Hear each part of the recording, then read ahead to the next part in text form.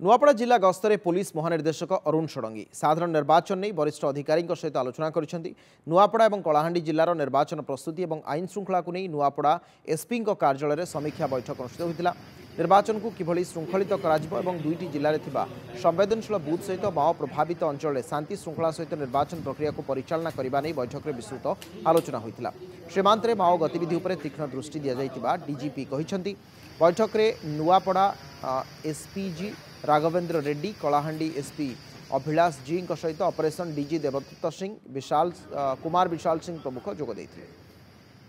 विशेषकर ये जो मीटिंग रे आमे इलेक्शन प्राक प्रस्तुति एवं ये 3-4 मास भितर कौन सब पदक्षेप नि प्रिवेंटिव स्टेप नि आलोचना कलु।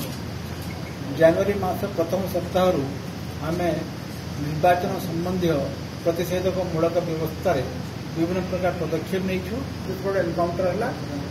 ये एनकाउंटर पर माओ गतिविधि पर आम तीक्ष्ण नजर रखीचु और जिते सब सीमावर्ती अंचल जिला अच्छी आम